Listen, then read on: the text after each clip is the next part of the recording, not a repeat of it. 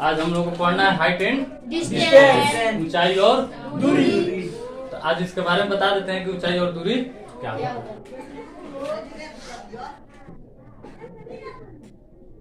ऊंचाई और दूरी इसको इंग्लिश में कहते हैं हाइट एंड डिस्टेंस। समझ आ गया? अब इसमें देखेंगे आखिर हाइट एंड डिस्टेंस है क्या।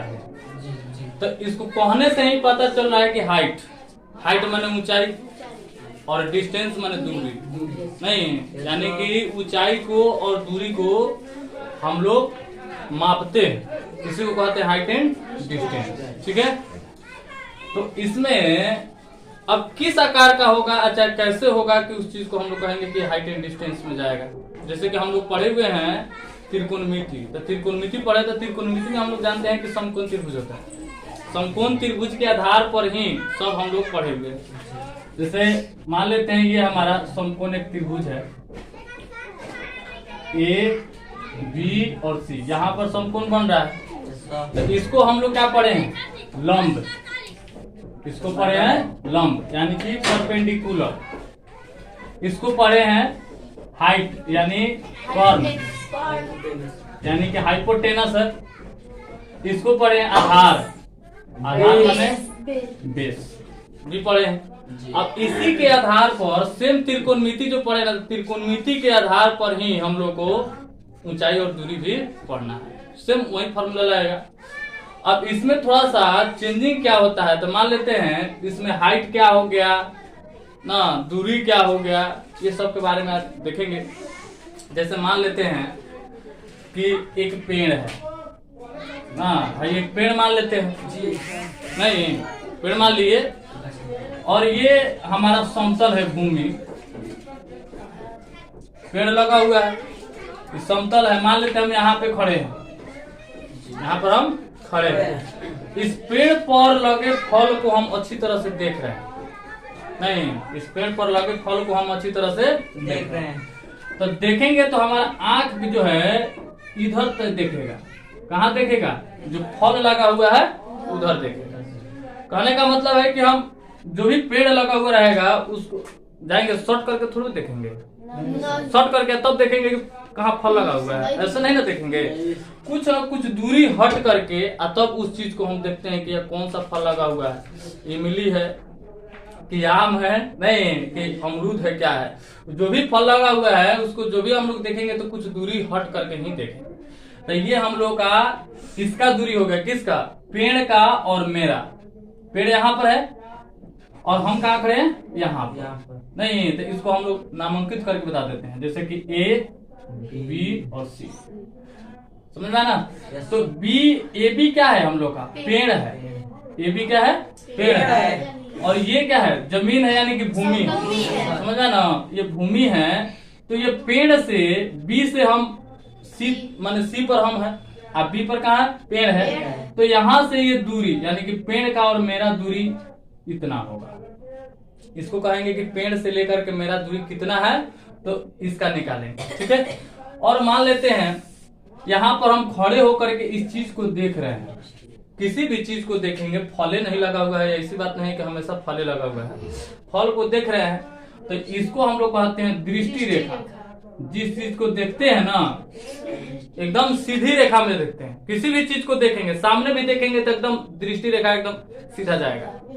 ऊपर देखेंगे तो एकदम हमारा नजर जो जाता है एकदम सीधा जाता है। ऐसा थोड़े है कि हाँ तिरछा तिरछी जाता है, घूमते घूमते जाएगा, नहीं जाएगा, एकदम जाएगा हमारा जो सीधा जाएगा, समझ में ना। तो ये हो गया हमारा दृष्टि रेखा।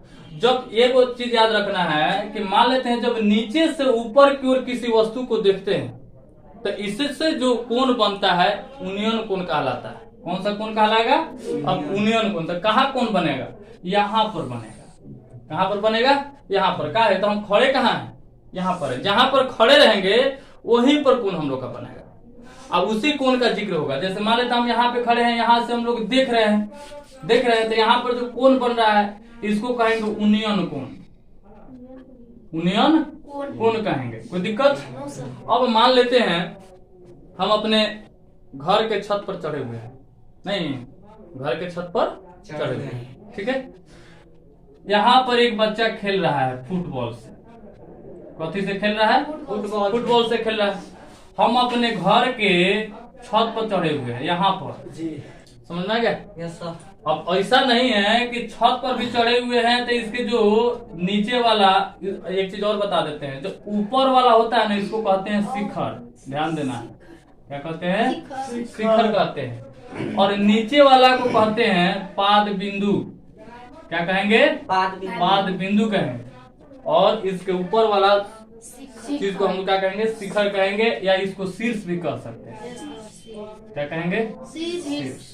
कोई दिक्कत है? अब मान लेते हैं कि यहाँ से अब हम खड़े हुए हैं, अपने छत पर खड़े हैं, और यहाँ से ये इस पाद बिंदु को देखना चाहेंगे तो दिखेगा? नहीं दिखेगा। समझ में गया? यहाँ पे खड़े हैं, यहाँ से ताकेंगे अगर देखेंगे तो यहाँ पाद बिंदु हम लोग को दिखाई नहीं देगा। हम लोग को दिखाई देगा कुछ दूरी हट करके वस्तु जो रखा हुआ रहेगा उस वस्तु को देख पाएंगे, लेकिन ये जो इसका पाद बिंदु है इस चीज को हम लोग नहीं देख पाएंगे। इसको देखने के लिए हम लोग को क्या करना होगा? एकदम जो है झुकना पड़ेगा, एकदम झुक करके नीचे की तरफ देखेंगे तब जाकर के पाद बिंदु दिखाई देगा, नहीं तो ऐसे देखना चाहेंगे तो हम लोग का पाद बिंदु नहीं दिखेगा। कोई दिक्कत? आप देखेंगे ये क्या हुआ कि ये बच्चा यहाँ पर खेल रहा है, ये हमारा क्या है? घर है। ये हमारा क्या है? घर है। खड़े हम कहाँ है? यहाँ पर। अब बच्चा कहाँ है? यहाँ पर। तो यहाँ से जो एक समतल भूमि है, ये कथी है? भूमि। और यहाँ से हम क्या किए? हम अपना नजर जो है कि टिकाए हुए हैं, इस पर नजर टिकाए हुए है। तो यहाँ पर हमारा कौन बनेगा कि नहीं बनेगा? बनेगा ना। हम क्या बोले हैं कि जहां से हम देखेंगे, नहीं जिस जगह से हम देख रहे हैं, जिस वस्तु को देख रहे हैं, हमारा नजर जहां से चालू हो गया, समझ जाओ वो तहीं कौन बनेगा ना, वहीं पर कौन बनेगा। तो हमारा नजर कहाँ? नीचे है, ऊपर है। ऊपर से हम देख रहे हैं किसी चीज को नीचे, तो ये जो कोण बनेगा हम लोग का अवनमन कोण होगा। अवनमन कोण। सीधी भाषा में देखेंगे, सीधी भाषा में देखेंगे, जानेंगे कि जब किसी वस्तु को नीचे से ऊपर की ओर हम लोग देखते हैं, सीधी भाषा में है, एकदम खाटी मीटर से पढ़ो, खाटी मीटर में बता रहा है, एकदम सरल भाषा।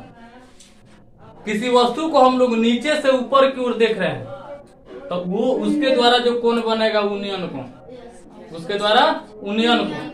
और जब ऊपर से किसी वस्तु को जब नीचे की ओर देखेंगे तो उससे के द्वारा जो बना कोण अवनमन कोण कहलाएगा। कोई दिक्कत नहीं है ना।